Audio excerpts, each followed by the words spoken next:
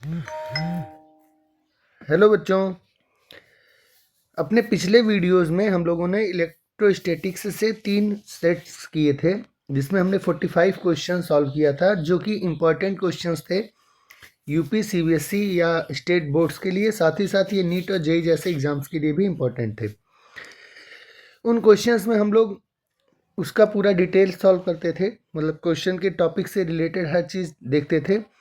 उसी सीरीज में आज की क्लास आपकी करंट इलेक्ट्रिसिटी से पहली क्लास, यानी कि पहला सेट सॉल्व करेंगे हम लोग आज की क्लास में, जिसमें हम लोग कुछ इंपॉर्टेंट और अच्छे क्वेश्चंस करेंगे। साथ साथ हम इन क्वेश्चंस की थियरी को भी सॉल्व करते हुए चलेंगे। तो आइए स्टार्ट करते हैं।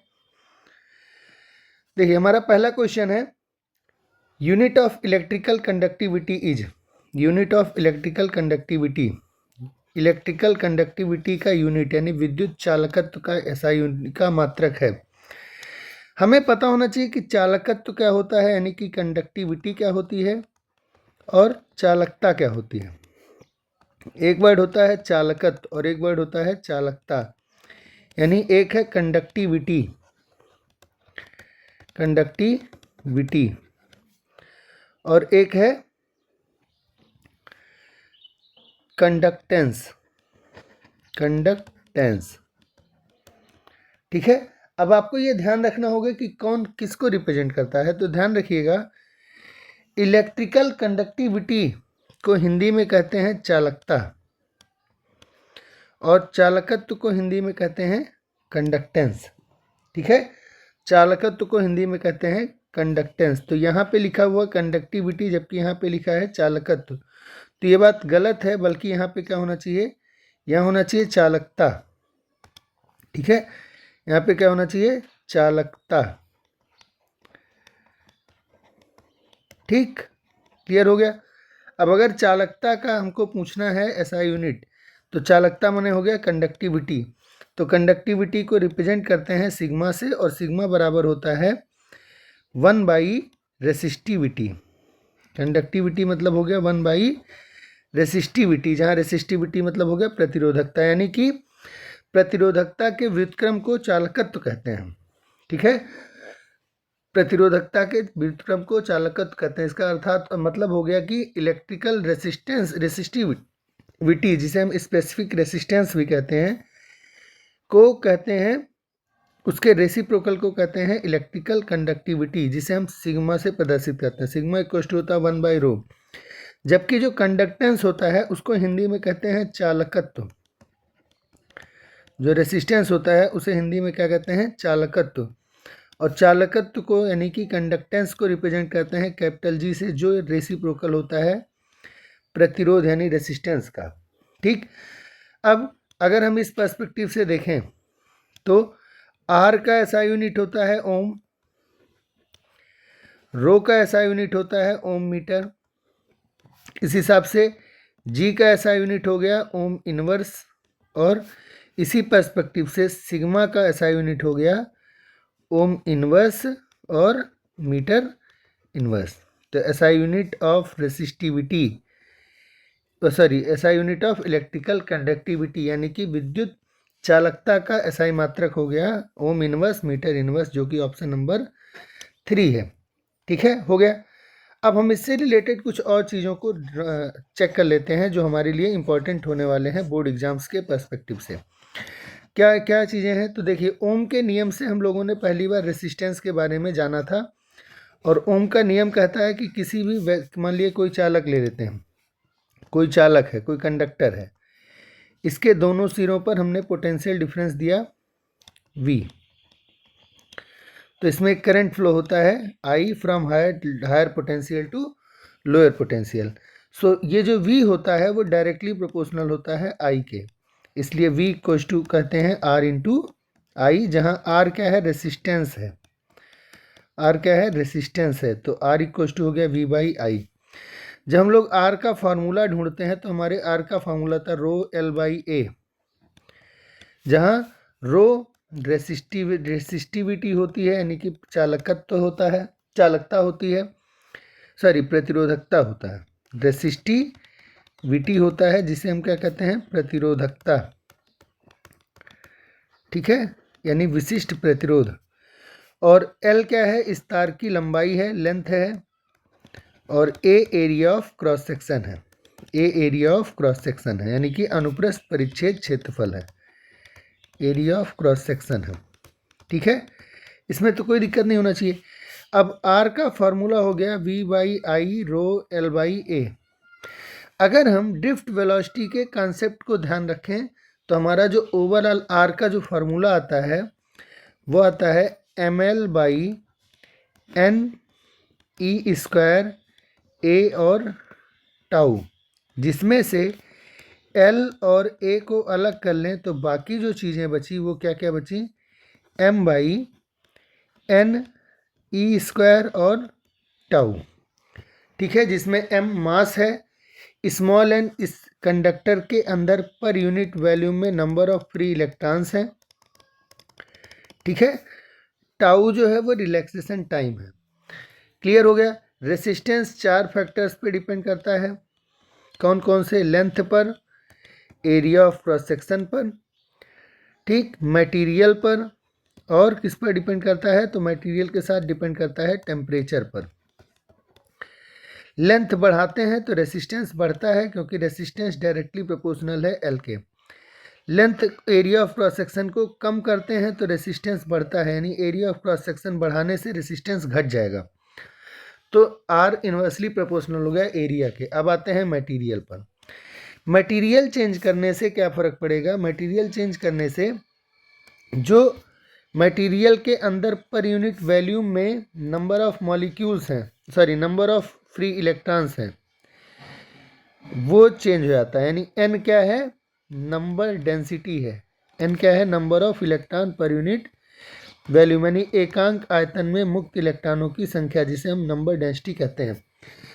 तो एन बढ़ाने से हमारा आर क्या होगा, घटेगा, जबकि यानी कि मटेरियल का पर्सपेक्टिव किस पे आया, एन पर, यानी मटेरियल के सापेक्ष कौन है, एन है।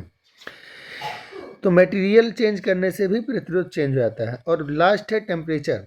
टेम्परेचर वाला पॉइंट आपके लिए इंपॉर्टेंट होने वाला है। क्यों, क्योंकि टेम्परेचर से रिलेटेड कुछ इंपॉर्टेंट फैक्ट्स हैं जो आपको ध्यान रखने होंगे। जैसे अगर हम देखें कि रेसिस्टेंस ऑफ ए कंडक्टर, तो resistance of a conductor temperature बढ़ाने से बढ़ता है, जबकि resistance of a semi conductor temperature बढ़ाने से घट जाता है। यानी कि अर्धचालक का प्रतिरोध तापमान बढ़ाने से बढ़ता है। ध्यान रखना, अगर तापमान हम बढ़ा रहे हैं तो क्या क्या फ़र्क पड़ेगा, number of free electron per unit volume बढ़ेगा और टाउ की वैल्यू घटेगी।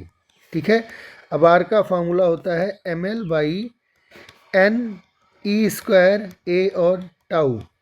तो एक फैक्टर के हिसाब से रेसिस्टेंस घटना चाहिए एन के हिसाब से, और एक फैक्टर टाउ के हिसाब से रेसिस्टेंस बढ़ना चाहिए। अब ये अलग अलग केस में अलग अलग होता है। मेटल्स के केस में नंबर ऑफ एन बहुत हाई होता है, इसलिए इसका फ़र्क नहीं पड़ता है, इस पर टेम्परेचर का फ़र्क नहीं पड़ता। तो फ़र्क किस पर पड़ता है, टाउ पर। टाउ कम होने लगता है, यानी लो होता है। ये ऑलरेडी बहुत हाई होता है, यानी एन पर कोई फ़र्क ही नहीं पड़ेगा, कांस्टेंट रहेगा लगभग। तो टाउ कम होता है, और टाउ कम होने से टेम्परेचर का बढ़ाने पर टाउ कम होने की वजह से रेसिस्टेंस ऑफ मेटल्स क्या होगा, इंक्रीज होगा।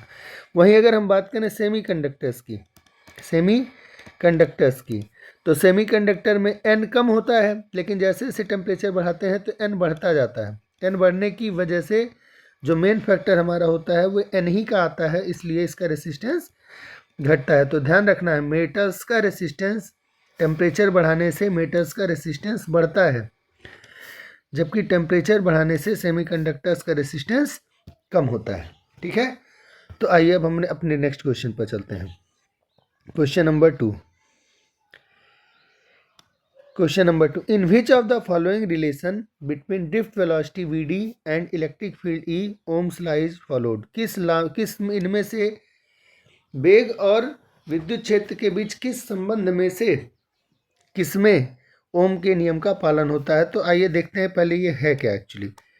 देखिए, अगर हम मान लीजिए किसी कंडक्टर के दोनों सिरों पर कुछ पोटेंशियल डिफरेंस क्रिएट करते हैं, मान लीजिए यहाँ से लेकर के यहाँ तक बी पोटेंशियल डिफरेंस क्रिएट करते हैं, तो इस बी पोटेंशियल डिफरेंस की वजह से मान लीजिए यहाँ पर पॉजिटिव पोटेंशियल है, यहाँ पे निगेटिव है, यानी यहाँ हाई पोटेंशियल है, यहाँ लो पोटेंशियल है। तो इस पोटेंशियल डिफरेंस की वजह से इस मेटल के इस कंडक्टर के अंदर एक इलेक्ट्रिक फील्ड जनरेट हो जाती है और वो इलेक्ट्रिक फील्ड का फार्मूला होता है E=B/L, पोटेंशियल ग्रेडियंट के कॉन्सेप्ट से, जो मैंने पिछले क्लास में आपको बताया था। इस इलेक्ट्रिक फील्ड से क्या होगा, जो फ्री इलेक्ट्रॉन्स होते हैं, कहाँ रहेंगे फ्री इलेक्ट्रॉन्स, तो मेटल के अंदर रहेंगे। ठीक है, मेटल के अंदर ये जो फ्री इलेक्ट्रॉन्स हैं, ब्लू कलर से मैंने ड्रा कर रखा है, इन फ्री इलेक्ट्रॉन्स पर इलेक्ट्रिक फील्ड के अपोजिट डायरेक्शन में फोर्स लगता है, जिससे वो एक्सीलरेट होते हैं, लेकिन बार बार पॉजिटिव चार्ज आयंस से कोलाइड करने की वजह से वो एक कांस्टेंट वेलोसिटी से ट्रेवल करते हैं, और उस कांस्टेंट वेलोसिटी को हम लोग क्या कहते हैं, ड्रिफ्ट वेलोसिटी। हिंदी में अनुगमन वेग या अपवाह वेग मिलेगा, दोनों वर्ड मिल सकता है, अपवाह वेग या अनुगमन वेग। तो इस ड्रिफ्ट वेलोसिटी का फार्मूला होता है V=E/M × टाउ। अगर हम वेक्टर फॉर्म में देखें तो माइनस लगाएंगे, अगर वेक्टर फॉर्म में नहीं देख रहे हैं, खाली वैल्यू देख रहे हैं, तो VD हो गया स्मॉल E/M × टाउ। क्यों ऐसा, इसलिए क्योंकि जब इलेक्ट्रिक फील्ड है V/L, तो इलेक्ट्रिक फोर्स का वैल्यू हो जाएगा चार्ज इंटू इलेक्ट्रिक फील्ड, लेकिन चार्ज निगेटिव है, इसलिए इलेक्ट्रिक फोर्सेस की वैल्यू इलेक्ट्रिक फील्ड के डायरेक्शन के अपोजिट होती है। तो F हो गया -E/M। फोर्स अगर है तो एक्सीलरेशन आएगा, और एक्सीलरेशन का वैल्यू होता है फोर्स डिवाइडेड बाई m। तो एक्सीलरेशन की वजह से आया वैल्यू -E/M। ठीक, अब अगर रिलैक्सेशन टाइम टाउ है, तो दो टक्करों के बीच जो डिस्टेंस स्पीड बढ़ेगी इलेक्ट्रॉन की, वो स्पीड का फॉर्मूला आएगा एक्सीलरेशन इंटू टाउ। तो इस फार्मूले में सबकी वैल्यू रखने से हमारा ड्रिफ्ट वेलोसिटी का फार्मूला आता है -E/M × टाउ। ये हमारा फार्मूला है, relationship between electric field and drift velocity. तो इसके हिसाब से देखें तो V is directly proportional to E सही आंसर होगा। तो ये हो गया आपका सेकेंड ऑप्शन। क्लियर है। Third question, example of non ohmic resistances. Non ohmic यानी अनओमीय प्रतिरोध का उदाहरण पूछा है। अनओमीय प्रतिरोध क्या होता है, हम लोग जानते हैं कि V डायरेक्टली प्रोपोर्शनल होता है I के, यानी क्यों, क्योंकि अगर कोई कंडक्टर है, उसके दोनों सिरों पर आपने क्या लगा दिया, पोटेंशियल डिफरेंस क्रिएट कर दिया, तो उसमें फ्लो करने वाला करंट उसके पोटेंशियल डिफरेंस के प्रोपोर्शनल होता है, यानी V हो गया तब RI। R की वैल्यू हो गई V/I। ठीक है, R की वैल्यू हो गई V/I। अब अगर हम किसी भी मटेरियल के लिए, किसी तार के लिए I और V के बीच में ग्राफ बनाएं, ठीक है, तो दो तरीके के ग्राफ बन सकते हैं। कौन कौन से, कुछ मटेरियल्स के लिए ग्राफ, ये जो ग्राफ है वो एकदम एक स्ट्रेट लाइन होता है, ठीक है, जबकि कुछ मटेरियल्स के लिए ये ग्राफ जो होगा वो स्ट्रेट लाइन नहीं होगा, बल्कि किसी और तरीके से बिहेव करेगा, जैसे ऐसे कर सकता है, ऐसे कर सकता है, या कुछ और हो सकता है।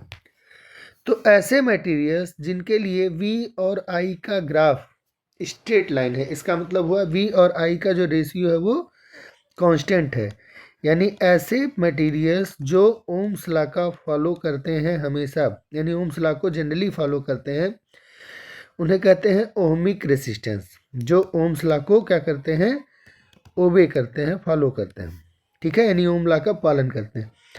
और जो ओम के नियम का पालन नहीं करते उन्हें कहते हैं नॉन ओमिक रेसिस्टेंस, जो do not follow Ohm's law, जो do not obey Ohm's law. ये वाला मटेरियल ओहमिक होगा क्योंकि इसका ग्राफ स्ट्रेट है, जबकि ये वाला और ये वाला दोनों नॉन ओहमिक होगा। ये वाला और ये वाला दोनों रेड वाले क्या होंगे, नॉन ओहमिक रेसिस्टेंसेज है। नॉन ओहमिक रेसिस्टेंसेज के एग्जांपल्स में ध्यान रखिएगा, आपका आता है ट्रांजिस्टर, जो आप से उसमें पढ़ेंगे क्या कहते हैं सेमीकंडक्टर डिवाइसेस में, आपका आता है PN जंक्शन डायोड, LED, ये सब क्या है, नॉन ओमिक रेसिस्टेंस में आते हैं, ठीक है। LED भी डायोड से ही बनता है, इसलिए LED भी नॉन ओमिक रेसिस्टेंस है। तो इस हिसाब से देखें तो हमारा आंसर क्या हो जाएगा, डायोड।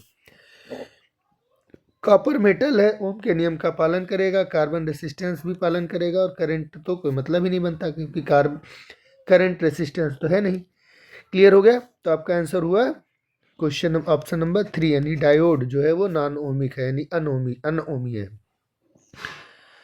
अब आइए अपने 5th क्वेश्चन पे, मतलब सॉरी 3rd क्वेश्चन था ना ये, तो 4th क्वेश्चन पर। क्वेश्चन है separate piece of aluminium and germanium are cooled from temperature T1 to temperature T2। Resistance aluminium और जर्मेनियम के अलग अलग टुकड़ों को T1 केल्विन से T2 केल्विन तक ठंडा किया जाता है, तो प्रतिरोध कह रहा है increases for both, decreases for both, increases for aluminium and decreases for germanium, और दिया decreases for aluminium and increases for germanium. क्या होगा? तो आइए देखते हैं कि ये कौन कौन से मटेरियल दिए। एल्यूमिनियम दिया हुआ है जो हम लोग जानते हैं कि मेटल है, जर्मेनियम दिया हुआ है जो हम लोग जानते हैं कि सेमीकंडक्टर है, क्योंकि सेमीकंडक्टर के 2 एग्जांपल्स आपके बुक में सेकंड पार्ट में मेन है, सिलिकॉन और जर्मेनियम। तो चूंकि एल्यूमिनियम मेटल है, इसमें number density per unit volume, number of free electron per unit volume क्या होता है? हाई होता है ऑलरेडी, और ये नंबर डेंसिटी लगभग टेम्परेचर से इंडिपेंडेंट होता है, जबकि रिलैक्सेशन टाइम जो होगा वो टेम्परेचर बढ़ाने से हमारा क्या होगा? घटेगा। ठीक, और अगर हम टेम्परेचर डाउन करते हैं तो टाउ बढ़ता है। ठीक, इसका मतलब हुआ, और सेमीकंडक्टर्स के लिए देखें तो नंबर ऑफ फ्री इलेक्ट्रॉन क्या होते हैं? लो होते हैं, लेकिन जब हम टेम्परेचर बढ़ाते हैं तो n क्या होगा? बढ़ता है, और अगर हम टेम्परेचर को घटाते हैं तो n क्या होता है? घटता है। किसके लिए? सेमीकंडक्टर्स के लिए। ठीक, और टाउ तो दोनों के लिए टेम्परेचर बढ़ाने पे घटेगा, और अगर टेम्परेचर को हम क्या करें? लो करें तो टाउ भी क्या होगा? लो होता जाएगा।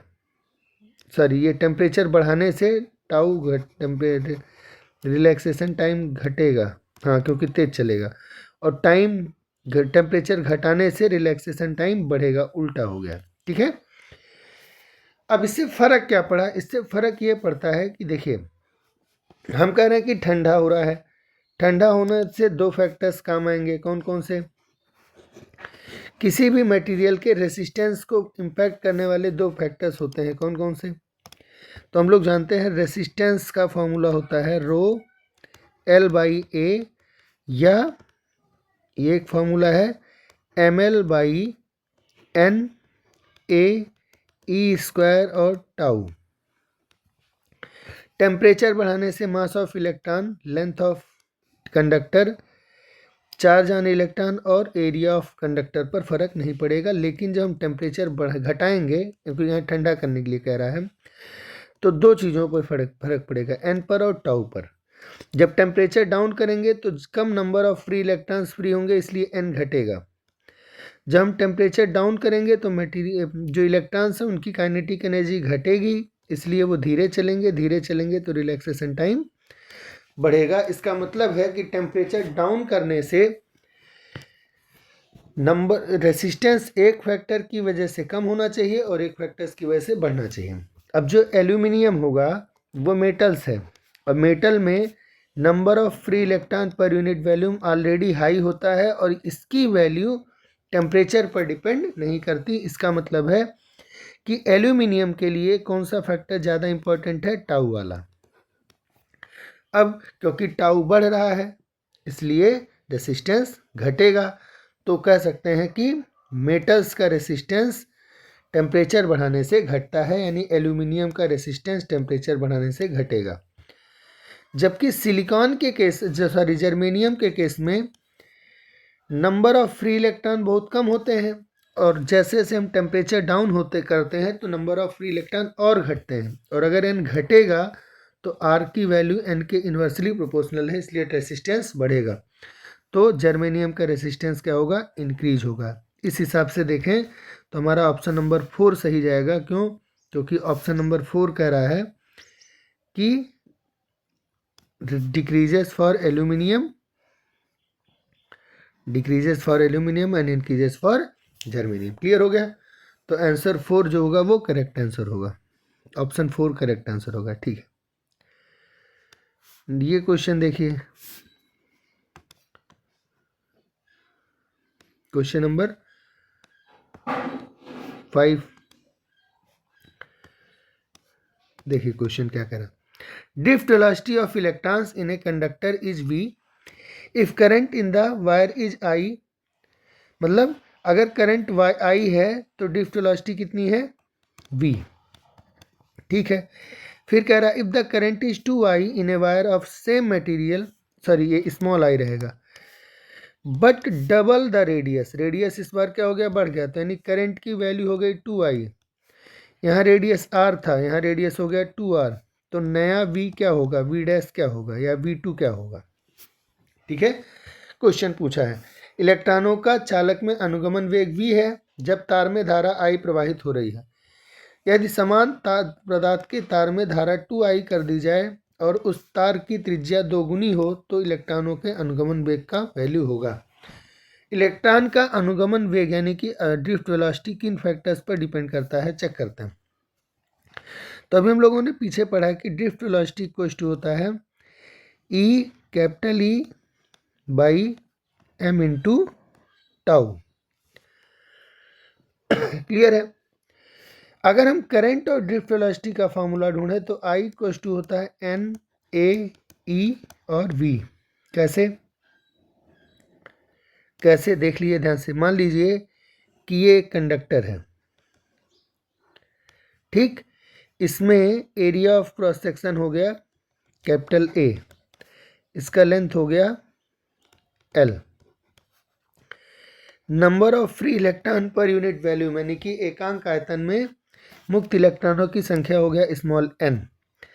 तो स्मॉल n क्या है, number of electron per unit volume, number of electron per unit volume यानी एकांक आयतन में इलेक्ट्रॉनों की संख्या।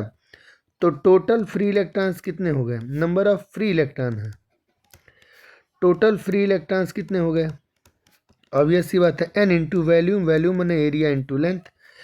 अब अगर टोटल फ्री इलेक्ट्रॉन है तो टोटल चार्ज फ्री कितना हो गया, टोटल चार्ज जो कि मूव कर रहा है वो हो गया n a l और एक इलेक्ट्रॉन का चार्ज e, ये हो गया टोटल चार्ज। इलेक्ट्रॉन्स का ड्रिफ्ट वेलोसिटी को अगर हम v मान लें तो लेंथ को ट्रेवल करने में टाइम कितना लगेगा, l बाई v, इतने टाइम में इलेक्ट्रॉन एक सिरे से दूसरे सिरे की तरफ ट्रेवल कर जाएगा इस तरफ। ठीक है, इसका मतलब हुआ कि अगर हमको करंट की वैल्यू चाहिए तो करंट इक्वल्स टू हो गया चार्ज डिवाइडेड बाय टाइम जितने में ट्रेवल कर रहा है। तो चार्ज की वैल्यू हो गई n a l और e डिवाइडेड बाय टाइम की वैल्यू हो गई l बाई v। जब हम l सॉल्व कर लेंगे तो आएगा n a e v, जहाँ v क्या है, ड्रिफ्ट वेलोसिटी, यानी करंट और ड्रिफ्ट वेलोसिटी में ये रिलेशनशिप है। ठीक है, क्लियर हो गया। ये आपका डेरिवेशन है, इंपॉर्टेंट डेरिवेशन है बोर्ड के पर्सपेक्टिव से। अब आइए सॉल्व करते हैं क्वेश्चन। तो क्वेश्चन कह रहा है कि पहले करंट कितना था, I था, ड्रिफ्ट वेलोसिटी कितना था, v था, और रेडियस कितना था, r था। बाद में करंट 2I हो गया, रेडियस 2r हो गया, तो ड्रिफ्ट वेलोसिटी क्या होगा, तो ड्रिफ्ट वेलोसिटी का फार्मूला है current divided by number of free electron per unit volume, area of cross section E और V। अगर I और V और A के हिसाब से चलें तो हम कह सकते हैं कि V जो है वो डायरेक्टली प्रोपोर्शनल है I by area of cross section यानी पाई r स्क्वायर इंटू V। तो हम कह सकते हैं कि NAEV नहीं रहेगा, तो हमारा जो ड्रिफ्ट वेलोसिटी है वो डायरेक्टली प्रोपोर्शनल हो गया I बाई रेडियस का स्क्वायर। ठीक है, और E तो कांस्टेंट है तो उसका कोई मतलब ही नहीं रह गया। यानी ड्रिफ्ट वेलोसिटी का फॉर्मूला दो फैक्टर्स पर डिपेंड कर रहा है, करंट पर और रेडियस के स्क्वायर पर। अब क्वेश्चन करते हैं, सेकेंड केस का drift velocity divided by first case का drift velocity is equal to, current के डायरेक्टली प्रोपोर्शनल है तो सेकेंड केस का करंट यानी 2I divided by first case का करंट यानी I इंटू रेडियस के इन्वर्सली प्रोपोर्शनल है, तो फर्स्ट केस का रेडियस यानी r उसका स्क्वायर, सेकंड केस का रेडियस यानी 2r उसका होल स्क्वायर।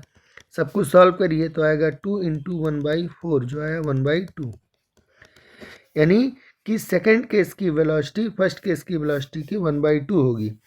अब फर्स्ट केस की वेलोसिटी है v, तो सेकंड केस की वेलोसिटी हो जाएगी v/2। क्लियर हो गया। Question number 6, A metallic resistance of 40 ohm is stretched so that its length is doubled। Length क्या हो गया, डबल हो गया। न्यू रेसिस्टेंस विल बी, तो देखिए इसका एक कंसेप्ट है, उसको हम आपको समझा दे रहे हैं, इसके बाद आपको कभी दिक्कत नहीं होगी। मान लीजिए एक वायर है जिसका लेंथ है L और एरिया है A। इसको हमने खींच कर लंबा किया तो लेंथ कम हो जाएगा, सॉरी लेंथ बढ़ जाएगा, तो एरिया घट जाएगा। तो एरिया हो गया A डैश और लेंथ हो गया L डैश, जो पहले वाले लेंथ के n गुना हो गया मान लेते हैं। तो पहले वैल्यूम कितना था, एरिया इंटू लेंथ, बाद में न्यू वैल्यूम कितना हो जाएगा, नया area of cross section into नया लेंथ यानी L डैश। ऑब्वियस सी बात है कि मटेरियल तो वही है, अब मटेरियल वही है तो ओरिजिनल वैल्यूम और फाइनल वैल्यूम आपस में इक्वल होंगे। इस केस में new area of cross section new length is equal to हो जाएगा original area of length, area और ओरिजिनल लेंथ। अगर हम L डैश की वैल्यू NL रख देते हैं तो हमारा A डैश का वैल्यू आ जाएगा A/N, यानी अगर लेंथ n गुना हुआ है तो तो एरिया A/N गुना हो जाएगा, यानी 1/n टाइम्स हो जाएगा। अब अगर हम ये मान लें कि मटेरियल वायर है, वायर का ओरिजिनल रेसिस्टेंस है R इक्वल्स टू ρL/A, तो न्यू रेसिस्टेंस R डैश की वैल्यू हो जाएगी ρL dash by A dash. तो R डैश की वैल्यू हो जाएगी L डैश की जगह है n टाइम्स ऑफ L और A डैश की जगह क्या आया A/N। सबको सॉल्व किए तो आया n स्क्वायर ρL/A, यानी n square times of R। इसका मतलब हुआ कि नया रेसिस्टेंस n स्क्वायर टाइम्स हो जाएगा पुराने रेसिस्टेंस के, जहाँ n है कि कितना गुना हुआ, जैसे 2 गुना, 4 गुना, 3 गुना, आधा गुना, यानी 1/4 कुछ भी। आपके क्वेश्चन में कह रहा है कि नई लंबाई ओरिजिनल लंबाई के 2 गुनी हो गई, तो n की वैल्यू हुई 2। अगर n की वैल्यू हुई 2 तो 2 का स्क्वायर किए 4, यानी कि नया रेसिस्टेंस हो जाएगा 4 गुना, यानी R डैश हो जाएगा 4 टाइम्स ऑफ ओरिजिनल। अब 4 टाइम्स ऑफ 40 कितना हुआ 160 ओम। क्लियर है। ये आपके लिए आंसर इंपॉर्टेंट क्वेश्चन कॉन्सेप्ट हो सकता है, ध्यान रखना। Question number 7, 2 bulbs of 200 watt and 100 watt having same voltage are have resistance in the ratio of। 2 bulb दिए हैं जिनका पावर दिया है, तो पावर P1 दिया है आपको 200 वाट और पावर P2 दिया है आपको 100 वाट। V कह रहा है सेम है, दोनों के लिए V क्या है, सेम है। तो हम लोग जानते हैं कि किसी भी बल्ब का जो पावर होता है, मान लीजिए वो है P और उसके टर्मिनल्स का पोटेंशियल हो गया V और उसका रेसिस्टेंस हो गया R, तो पावर का फार्मूला V से रिलेट होता है V²/R। ठीक, अगर हम V की जगह रखना चाहें तो रख सकते हैं V = IR ओम्स लॉ से। अगर हम ये रख देंगे तो V की जगह हो जाएगा I² R। ठीक है, और अगर हम इसको R की जगह रखना चाहें तो हम रख सकते हैं V/I। उस केस में आपके पावर का फॉर्मूला हो जाएगा V × I। पर इलेक्ट्रिकल पावर को रिप्रेजेंट करने के लिए जनरली जो फार्मूला यूज किया जाता है वो है P = V²/R। वैसे सभी बराबर ही हैं, ये सारे फार्मूले सेम है, पर हम जनरली यूज करते हैं ऐसा, क्योंकि हमारे क्वेश्चन में दिया है कि वोल्टता समान है। अगर वोल्टता समान है तो P इन्वर्सली प्रोपोर्शनल हो गया R के। इसका मतलब R1/R2 की जो वैल्यू आएगी वो इक्वल आएगी P2/P1 के। P2 की वैल्यू है 100 और P1 की वैल्यू है 200, इसका मतलब हो गया 1/2। तो आंसर आया 1:2। 2, 1:2 फर्स्ट आंसर। क्लियर हो गया, ये ध्यान रखना है। Question number 8, a silver wire has a resistance of 2.1 ohm at 27.5 degree Celsius and resistance of 2.7 ohm at 100 degree Celsius. यानी कि एक सिल्वर का वायर है जिसका रेसिस्टेंस 2.1 ओम है, कहाँ, 27.5 डिग्री सेल्सियस पर, और 2.7 ओम है एट 100 डिग्री सेल्सियस। कह रहा है determine the temperature coefficient of resistivity of silver. तो हम लोग जानते हैं कि मान लो एक तार ले लिए, ठीक है, इसका रेसिस्टेंस हम मान लिए R0, कहाँ, एट एक स्टैंडर्ड टेम्परेचर T0। ठीक, अब हमने क्या किया, टेम्परेचर चेंज कर दिया। टेम्परेचर चेंज किया तो कुछ वैल्यू बढ़ गई होगी या घट गई होगी, तो मान लीजिए नया टेम्परेचर हो गया T0 प्लस डेल्टा T, तो इसका नया रेसिस्टेंस हो जाएगा R0 प्लस डेल्टा R। अब कॉन्सेप्ट ये है कि जो चेंज इन रेसिस्टेंस है, चेंज इन रेसिस्टेंस यानी प्रतिरोध में अंतर, वो डेल्टा R डायरेक्टली प्रोपोर्शनल होता है डेल्टा T के, और change in resistance delta R directly proportional होता है R0 के। यानी कि अगर हम इसको देखें तो कह सकते हैं कि जो डेल्टा R की वैल्यू है वो डायरेक्टली प्रोपोर्शनल है R0 इंटू डेल्टा T के। ठीक, इस हिसाब से डेल्टा R की वैल्यू इक्वल होनी चाहिए some constant into R0 into delta T। ये जो कांस्टेंट हमने लगाया है अल्फ़ा, क्या लगाया है, अल्फ़ा, इसको कहते हैं तापीय प्रतिरोध गुणांक, यानी coefficient of resistivity, thermal coefficient of resistivity, तापीय प्रतिरोध गुणांक, तापीय प्रतिरोध गुणांक यानी थर्मल कोफिशिएंट ऑफ रेसिस्टिविटी। और इसकी वैल्यू लिखें तो कैसे लिख सकते हैं, तो ध्यान रखिए इसी फार्मूले से, delta R by R0 into delta T। अब अगर हम क्या करें, डेल्टा T की वैल्यू 1 यूनिट कर दें तो अल्फ़ा की वैल्यू हो जाएगी डेल्टा R बाई R0। तो इसको डिफाइन कैसे करते हैं, तो लिखते हैं कि किसी भी मटेरियल का थर्मल कोफिशिएंट ऑफ रेसिस्टिविटी उसके रेसिस्टेंस में होने वाले फ्रैक्शनल चेंज यानी भिन्नात्मक परिवर्तन के बराबर होता है अगर उसके टेम्परेचर में 1 डिग्री सेल्सियस का चेंज किया जाता है तो। ठीक है, तो इस केस में अगर हम नया रेसिस्टेंस ढूंढेंगे, नया रेसिस्टेंस कितना है, R0 प्लस डेल्टा R, तो न्यू रेसिस्टेंस हो जाएगा R इक्वल टू हो जाएगा R0 प्लस डेल्टा R यानी कि अल्फ़ा R0 डेल्टा T। सो हमारा न्यू रेसिस्टेंस आता है R0 1 plus alpha delta T यानी T माइनस T0। ठीक है, तो ये हमारा फॉर्मूला हो गया किस चीज़ का, न्यू रेसिस्टेंस का। देखिए यहाँ पे क्लियर है। ठीक, तो अब हम अब इस क्वेश्चन का सल्यूशन करते हैं, तो कैसे करेंगे ध्यान से देख लिए। फॉर्मूला पर छोड़ के बाकी सारी चीज़ें मैं गायब कर दे रहा हूँ, रिमूव कर दे रहा हूँ।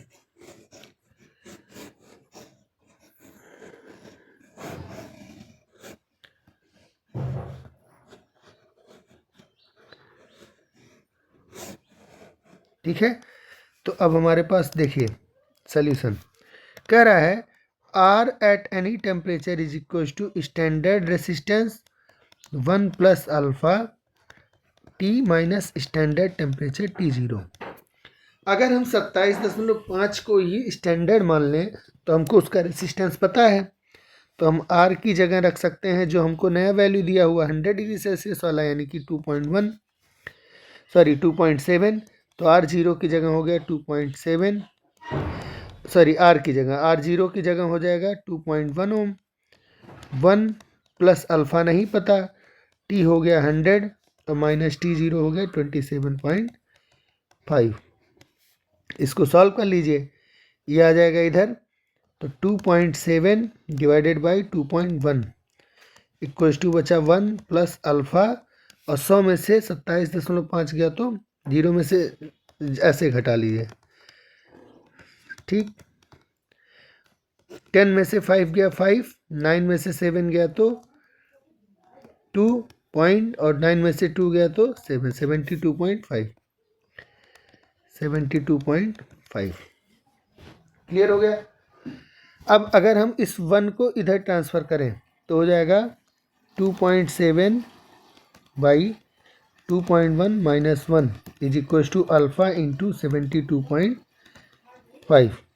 इसका मतलब हो गया alpha into 72.5 is equals to, ये क्रॉस मल्टीप्लाई होगा 2.1, तो 2.7 माइनस 2.1 यानी 0.6 डिवाइडेड बाई 2.1, तो हो जाएगा अल्फ़ा इक्वल्स टू 6/21 इंटू 1/72.5, जिसको आप सॉल्व करके आंसर निकाल सकते हैं। क्लियर है। तो आइए देख लेते हैं कि ये ऑप्शन क्या कह रहा है। ऑप्शन नंबर 1 सही आंसर है, यानी कि इसको सॉल्व करने पे इतना आना चाहिए, 3.94 इंटू 10⁻³ पर डिग्री सेल्सियस। अल्फ़ा का एसआई यूनिट क्या है? पर डिग्री सेल्सियस। लेकिन एसआई यूनिट जब आप लिखेंगे तो क्या लिखेंगे?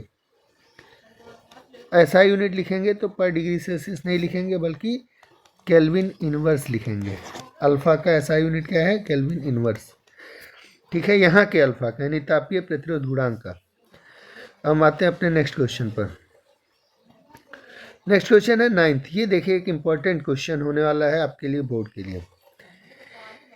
इन hydrogen atom electrons move in an orbit of radius 5 into 10⁻11 metre. ठीक है, एक बार क्वेश्चन पूरा देख लिए। In hydrogen atom electrons move in an orbit of radius 5 into 10⁻11 metre with velocity 2.2 into 10⁸ metre पर second. Calculate the current equivalent to it. Question का logic समझना पड़ेगा पहले आपको। एक चीज़ सोचिए कि हम लोग जानते हैं कि हाइड्रोजन के अंत के में न्यूक्लियस होता है और उसके चारों तरफ एक ऑर्बिट में, एक सर्कुलर ऑर्बिट में इलेक्ट्रॉन ट्रेवल करता है। तो मान लीजिए एक चार्ज है, चार्ज Q है, v वेलोसिटी से ट्रेवल कर रहा है और जिस ऑर्बिट में घूम रहा है उसका रेडियस है r। उस केस में यह एक चक्कर में कितना डिस्टेंस ट्रेवल करेगा? डिस्टेंस इन 1 राउंड हो जाएगा 2πr, डिस्टेंस इन 1 राउंड। ठीक, टाइम टेकन कितना देर हो जाए? टाइम टेकन इन 1 राउंड हो जाएगा, तब डिस्टेंस बाई स्पीड यानी 2πr divided by velocity v। ठीक, यानी एक चक्कर में कितना टाइम लग रहा है? 2πr/b। इसी को हम लोग क्या बोलते हैं? टाइम पीरियड बोलते हैं, टाइम पीरियड बोलते हैं। क्लियर है। इसके हिसाब से देखें, अब सोचिए तुल्य धारा पूछ रहा है, इक्विवेलेंट तो क्यों होगा? क्योंकि चार्ज जो है वो ऐसे सर्किट में चक्कर लगा रहा है। तो जब चार्ज चक्कर लगा रहा है तो चार्ज के रिस्पेक्ट में उसका रेट ऑफ फ्लो ही तो इलेक्ट्रिक करंट कहलाता है। तो इलेक्ट्रिक करंट का फॉर्मूला हो गया I = Q by time period. ठीक, तो Q बाई टाइम पीरियड की वैल्यू हो जाएगी 2πr बाई वेलोसिटी v। तो हो गया QV बाई 2πr। और कभी कभी आपको टाइम पीरियड, वेलोसिटी और r ना देके फ्रीक्वेंसी दे दिया जाएगा, तो Q बाई 1 टाइम पीरियड को फ्रीक्वेंसी बोलते हैं, तो सीधे लिखेंगे Q × f, जहाँ f क्या है? फ्रीक्वेंसी है। ठीक है, पर आपके क्वेश्चन में यहाँ वेलोसिटी और रेडियस दिया हुआ है, इसलिए हम उसका ही पर्सपेक्टिव लेके चलेंगे सिर्फ। अब आप वैल्यू रख दीजिए। इलेक्ट्रॉन के चार्ज की वैल्यू 1.6 इंटू 10⁻19, वेलोसिटी दिया है 2.2 इंटू 10⁻6 मीटर पर सेकेंड डिवाइडेड बाई 2 की वैल्यू 2, पाई की वैल्यू 3.14 और रेडियस की वैल्यू दिया है 5 इंटू 10⁻11। अगर हम इन चीज़ों को सॉल्व करें तो 1.6 इंटू 2.2 डिवाइडेड बाई 5 2 जा 10 और 3.14 यानी 31.4 हो जाएगा, इंटू 10⁻⁻9 और -11 कितना हो गया? -19 -11 कट क्या है? -8 -8 + 6 यानी कि 2 माइनस का 2। अब इसको सॉल्व कर लीजिए। तो 16 का टेबल पढ़िए, 2 से 22, 32 कैरी 2, मतलब सॉरी 16 2 जा 32 का 2 कैरी 3, 16 2 का 32, 16 2 जा 32 और 3 35, और पॉइंट कितने के बाद 1.12 डेस यानी 3.5 बाई 31.4 इंटू 10⁻²। अगर हम इसको सॉल्व करें थोड़ा सा तो देखिए कैसे सॉल्व कर सकते हैं, ध्यान रखना है आपको, ठीक है। अब देखिए इसको थोड़ा सा सॉल्व करने की आपको ट्रिक बता दे रहे हैं, टेक्निक ध्यान रखना है। सो हमारा आंसर अब कैसे आएगा ये तो हम कर लेंगे। फार्मूला हो गया हमारे पास, आया क्या, i इक्वल्स टू आया है 3.52 डिवाइडेड बाई 31.4। डेसिमल को इधर भेजिए और डेसिमल को इधर भेजिए, इधर 2 डिजिट भेज देते हैं तो हो गया 352 डिवाइडेड बाई इधर 1 डिजिट भेजेंगे तो हो जाएगा 31.314 यानी 314। ऊपर हमने 2 पॉइंट से डेसिमल भेजा, नीचे हमने 1 पॉइंट से भेजा, तो अभी एक 10 बचा हुआ है नीचे, वो 10 नीचे से ऊपर जाएगा तो माइनस में हो जाएगा, -2 पहले से है तो -3 हो जाएगा। अब ये वैल्यू आप डिवाइड कर लेंगे और 10⁻³ का मतलब हो गया मिली, तो हो गया मिली एम्पियर। अब 352 डिवाइडेड बाई 314 को अगर हम आंसर से चेक करें तो 5 टाइम्स नहीं है, 10 टाइम्स नहीं है, 11 टाइम्स नहीं है, तो 1.12 अपने आप आ गया। क्लियर है, ठीक है। मेरा मेन मोटिव है आपको ये थियरी समझाना, ना कि क्वेश्चन सॉल्व कराना। इसलिए नहीं तो क्वेश्चन को सॉल्व करने के लिए आपको मुश्किल से 30-35 सेकेंड ही लगेंगे। आइए क्वेश्चन नंबर 10 देखते हैं। क्वेश्चन कह रहा है current flowing in a wire depends on time as per equation I equals to, एक बार इक्वेशन आप क्वेश्चन पूरा देख लिए, I equals to I not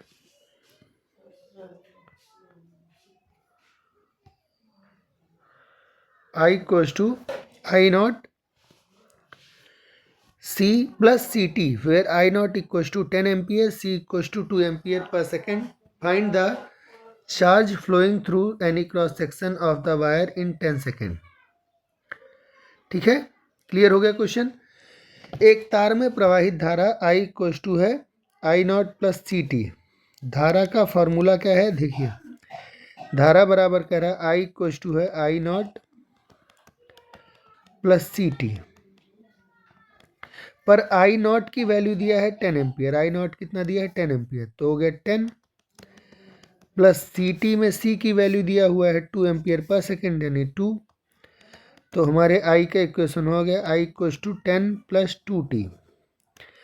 question पूछा है तार के किसी भी परिच्छेद से 10 सेकेंड में गुजरने वाले आवेश का मान। तो मान लीजिए तार है,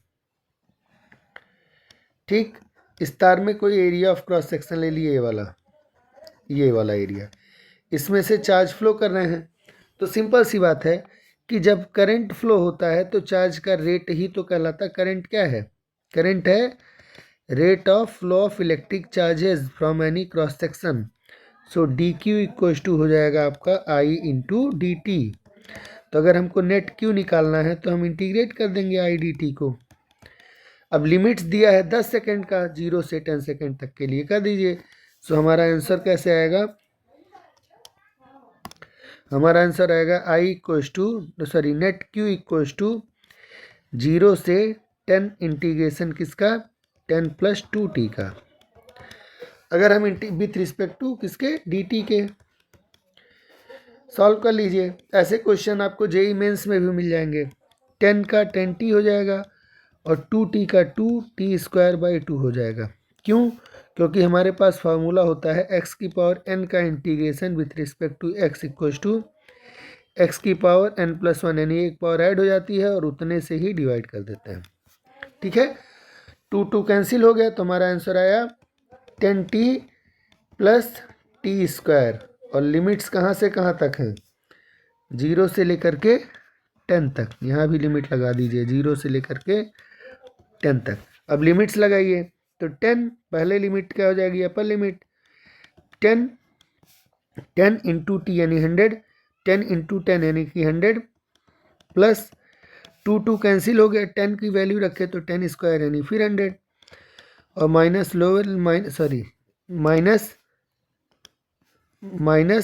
लोअर लिमिट रखेंगे तो पूरा 0 हो जाएगा, तो हो जाएगा 200 यानी चार्ज कितना फ्लो हुआ 200 कूलम। क्लियर है? चलिए नेक्स्ट क्वेश्चन देखते हैं। ये क्वेश्चन भी आपके लिए बहुत ही इंपॉर्टेंट होने वाला है। 200 watt television is used for 4 hours. How many electrical units are consumed? ठीक, क्या कह रहा है, कितना इलेक्ट्रिकल यूनिट कंज्यूम होता है। तो हम लोग के घर में जो बिजली का बिल आता है हम लोग जानते हैं कि वो यूनिट में आता है, 1 यूनिट, 2 यूनिट, 200 यूनिट, 400 यूनिट। तो यहाँ यूनिट का मतलब क्या है, तो ध्यान रखिएगा, 1 यूनिट इलेक्ट्रिसिटी की वैल्यू होती है 1 किलोवाट आवर। अगर हम किलोवाट आवर को कन्वर्ट करना चाहें तो कर सकते हैं, किलो को लिखेंगे 1000 वाट, अब आवर को लिखेंगे 3600 की जगह, सेकंड की आवर की जगह हो जाएगा सेकंड। वाट को यूनिट होती है जूल पर सेकंड, तो 3.6 इंटू 10⁻6 जूल, यानी कि ध्यान रखिएगा 1 यूनिट इलेक्ट्रिकल एनर्जी का मतलब हो गया 3.6 इंटू 10⁻6 जूल एनर्जी। ठीक है, क्लियर है? पर अगर हमको यहाँ पे सॉल्व करना है तो क्वेश्चन दिया पावर इक्वल्स टू 200 वाट और टाइम कितना दिया है 4 आवर, टाइम ऑलरेडी आवर में है। अगर हम पावर को किलोवाट में लिख दें तो 0.2 किलोवाट हो जाएगा। क्यों? क्योंकि 1 किलोवाट की वैल्यू होती है 1000 वाट, तो 1 वाट की वैल्यू हो जाएगी 1/1000 किलोवाट, है ना। तो वाट को किलोवाट में बदलने के लिए 1000 से गुणा कर दिए, तो सीधे हमारा इलेक्ट्रिकल एनर्जी हो गया पावर इनटू टाइम। पावर की वैल्यू 0.2 किलोवाट और टाइम की वैल्यू 4 आवर। 4 इंटू 0.2 को मल्टीप्लाई किए 0.8 किलोवाट आवर आंसर, तो 0.8 किलोवाट आवर यही हमारा आंसर हो गया, यानी कि 8 यूनिट आंसर होगा, 0.8 यूनिट आंसर होगा। So option number C is the correct answer. The equivalent resistance between points A and B is 6 ohm, 3 ohm, 4 ohm, 8 ohm। चलिए देखते हैं, 2 ohm और 2 ohm किस में है, पैरेलल में। कैसे पता, ए से स्टार्ट करिए, चलते आइए, पहले क्या मिला 2 ohm, इसके साथ ये बाकी सब किस में है, सीरीज में। अब जब इस पॉइंट पे पहुंचे तो एक रास्ता ऊपर को गया, एक रास्ता नीचे को गया, इसका मतलब पैरेलल हो गया। तो ये 2 ohm और ये 2 ohm किस में है, पैरेलल में। पैरेलल रेसिस्टेंस का फॉर्मूला होता है 1/RP is equal to 1/R1 plus 1/R2। ठीक, अब अगर ये पैरेलल में है तो 1/2 प्लस 1/2 कर लेंगे, यानी 2/2 यानी 1 आया, 1/1। सो आर पैरेलल की वैल्यू आई 1 ओम। ठीक है, और इसके साथ ये किस में है, सीरीज कम्बिनेशन में है। तो इक्विवेलेंट रेसिस्टेंस सीरीज में क्या आता है, R1 प्लस R2, ये है आपका 2 ओम, और ये वैल्यू टोटल ओवरऑल, ये ओवरऑल कितना हो गया 1, तो 2 + 1 कितना है 3 ओम। तो आंसर हमारा हो गया 3 ओम, आंसर हो गया 3 ओम। आइए कुछ चीज़ें इसके बारे में और जान लेते हैं। बहुत आसान क्वेश्चन था, बहुत इजी क्वेश्चन था, बोर्ड के पर्सपेक्टिव से बढ़िया क्वेश्चन है। देखिए कुछ चीज़ें जान लेते हैं, कैसे, क्या क्या। सीरीज कम्बिनेशन में करंट क्या होता है, सेम होता है। करंट क्या होता है, सेम होता है। सीरीज कम्बिनेशन में रेसिस्टेंस बढ़ता है, यानी इक्विवेलेंट रेसिस्टेंस बढ़ता है, इक्विवेलेंट रेसिस्टेंस बढ़ता है। एक सेकेंड, बहुत पतला हो गया। ठीक, इक्विवेलेंट रेसिस्टेंस में जो हमारा इक्विवेलेंट रेसिस्टेंस ऑफ सीरीज आता है वो आता है R1 plus R2 plus R3 ऐसे 4। अगर बहुत सारे रेसिस्टेंस सीरीज में जुड़े हुए हैं बराबर 1 2 3 सब बराबर हैं, R R R, तो हमारा सीरीज का फार्मूला हो जाता है R S is equal to N times of R, जहाँ एन रेसिस्टेंस जुड़े होंगे एन टाइम्स एन। ठीक है, क्लियर हो गया। यहीं अगर कैपेसिटेंस की बात करें, किसकी, कैपेसिटर में, तो कैपेसिटर में सीरीज का फॉर्मूला होता है 1/c equal to 1/C1 plus 1/C2 plus 1/C3, यानी रेसिस्टेंस का और कैपेसिटेंस का सीरीज कॉम्बिनेशन का जो फार्मूला है वो एक दूसरे के रेसिप्रोक उल्टा है। ठीक है, रेसिस्टेंस में जो पैरेलल का फार्मूला है, कैपेसिटेंस में वही सीरीज का फार्मूला है। ठीक, अब आते हैं पैरेलल कॉम्बिनेशन पे। तो पैरेलल कॉम्बिनेशन का मतलब हो गया, ध्यान रखना है कि V पोटेंशियल डिफरेंस सभी का सेम होता है। ठीक, रेसिस्टेंस घटता है, जब रेसिस्टेंस घटाना होगा तो पैरेलल कॉम्बिनेशन में जोड़ेंगे। और इक्विवेलेंट रेसिस्टेंस का फार्मूला होता है पैरेलल में 1/R parallel is equal to 1/R1 plus 1/R2 plus 1/R3 and so on. अब अगर मान लिए इक्वल रेसिस्टेंस के कई सारे रेसिस्टेंस आपस में पैरेलल में जुड़े हुए हैं, तब उनका रेसिस्टेंस क्या होगा। मान लिए ऐसे n रेसिस्टेंस जुड़े हुए हैं, ऐसे कितने n रेसिस्टेंस जुड़े हुए हैं, n रेसिस्टेंस, तब 1/R पैरेलल का फॉर्मूला हो जाएगा 1/R plus 1/R plus 1/R कितनी बार, n बार, तो हो जाएगा n/R। सो 1/R पैरेलल की वैल्यू आई n/R, तो R पैरेलल का फॉर्मूला हो जाएगा R/n। ठीक है, क्लियर हो गया। तो ये ध्यान रखना आपको। आइए नेक्स्ट क्वेश्चन पर चलते हैं।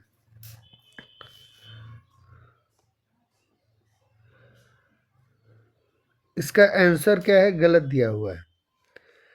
इसका आंसर ये 3 ओम नहीं, 4 ओम नहीं, बल्कि 3 ओम ही आएगा। हम लोग सॉल्व किए हैं। ठीक है, equivalent resistance between point A and D is, point A और पॉइंट डी के बीच में इक्विवेलेंट रेसिस्टेंस पूछ रहा है भाई।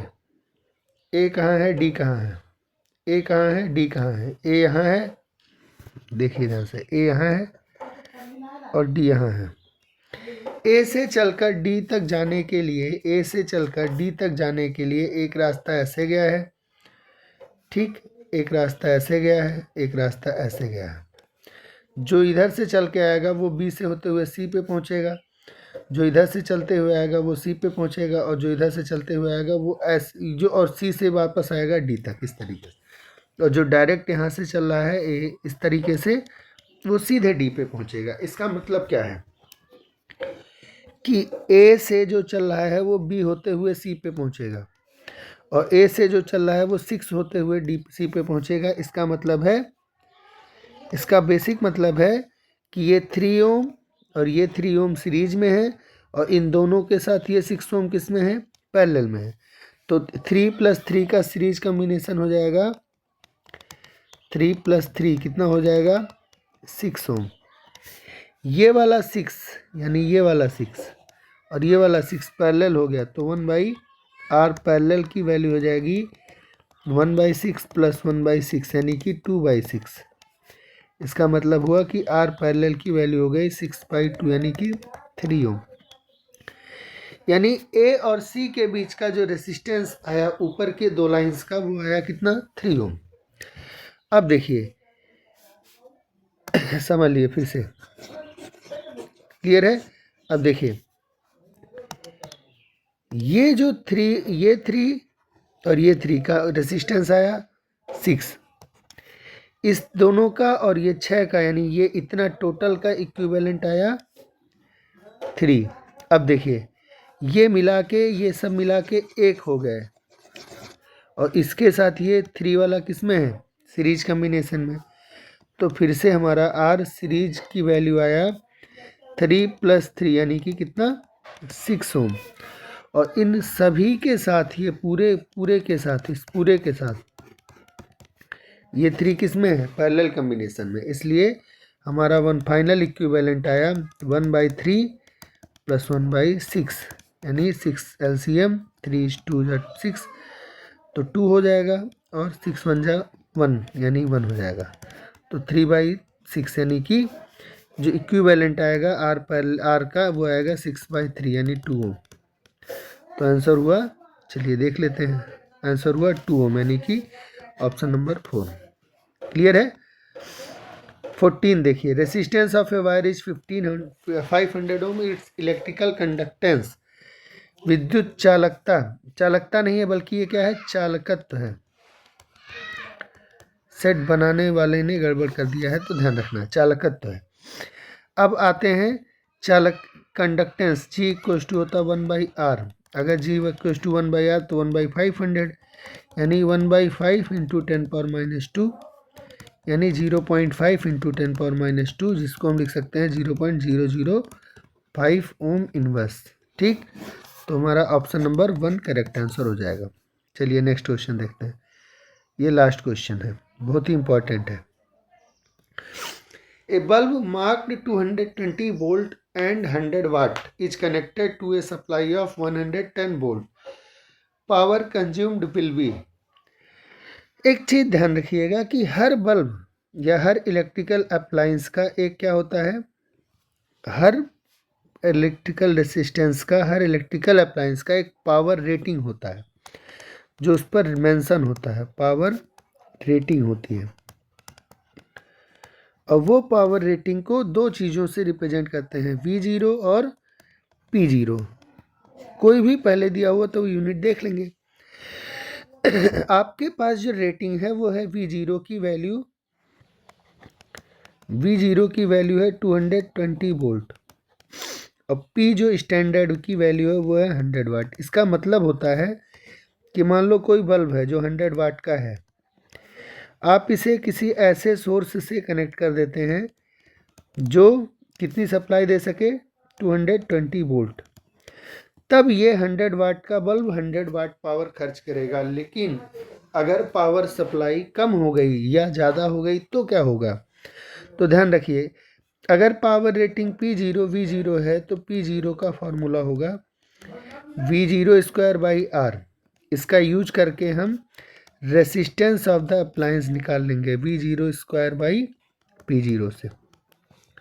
जब रेसिस्टेंस आ गया तो हम एक चीज़ और कैलकुलेट कर सकते हैं, मैक्सिमम परमिसिबल करंट, यानी उस इंस्ट्रूमेंट से अधिकतम कितना करंट पास होगा। ठीक है, तो वो हो गया मान लीजिए हमारा I मैक्स, और उसकी वैल्यू कैसे निकालेंगे, V0/R से। ठीक है, तो इसको हम यहाँ से डायरेक्टली भी निकाल सकते हैं, कैसे, P0 इक्वल्स टू हो गया I मैक्स इंटू V0, तो हमारा I मैक्स हो जाएगा P0/V0। ठीक है, सिर्फ साफ लिख दे रहा हूँ, P0/V0। ठीक, ये तो हो गया स्टैंडर्ड्स के लिए। अब मान लीजिए कि जो हमने पावर दिया वो V क्या दिया, सप्लाई दिया, सप्लाई कितना दिए V। ठीक, और रेसिस्टेंस कितना है, रेसिस्टेंस है V²/P0, वैल्यू रख के निकाल लेते हैं। V0 की वैल्यू है 220 और R की वैल्यू 100, तो 220 इंटू 220 डिवाइडेड बाई 100, यानी 22 इंटू 22 हो गया 484 ओम, यानी रेसिस्टेंस कितना है, 484 ओम। अब अगर हम इसी इंस्ट्रूमेंट को कितने पावर से जोड़ना है, 110 से जोड़ना है, तो अगर ऑब्वियस सी बात है जब हम 110 से जोड़े हैं तो जितना पावर देना चाहिए था उतना तो नहीं मिलेगा। क्यों नहीं मिलेगा, क्योंकि वो पूरी तरीके से अच्छे से काम करता है 220 वोल्ट पर, और आप दे रहे हैं उसको कितना, सिर्फ 100 वाट, 110 वाट, 110 वोल्ट। तो भाई सिंपल सी बात है, जब उसका स्टैंडर्ड दूसरा है और आप उसको दूसरा पावर दे रहे हैं तो क्या होगा, उसका स्टैंडर्ड है P0 V0। ठीक, और उसका रेसिस्टेंस आया कितना, 484 वाट, ओम। वो पूरा 200 वाट खर्च करता जब उसको 220 वोल्ट मिलता, पर मिल कितना रहा, 110 वोल्ट, जो कि कम है। तो हमारा नया पावर हो जाएगा P इक्वल्स टू नया रेसिस्टेंस, नया वोल्टेज डिवाइडेड बाई रेसिस्टेंस। तो नया वोल्टेज तो हो गया 110 इंटू 110 डिवाइडेड बाई नया रेसिस्टेंस, तो वही रहेगा ना 484। अब 484 को आप ऐसे लिख लीजिए 22 इंटू 22। इससे क्या फ़ायदा है, 11 1 जा 11 10 हो गया, 11 2 जा 22, 11 1 जा 11 10 हो गया, 11 2 जा 22। 10 इंटू 10 100 हो गया, बाई 2 इंटू 2 4 हो गया, तो कितना है 25 वाट। तो हमारा आंसर कितना हो गया 25 वाट। ये आज का लेक्चर, आज का कंप्लीट 15 क्वेश्चन हो गया। आपको ये वीडियो कैसा लगा आप हमें कमेंट बॉक्स में ज़रूर बताइए। अगले सीरीज को हम कल ही लेकर के आने वाले हैं। Thank you.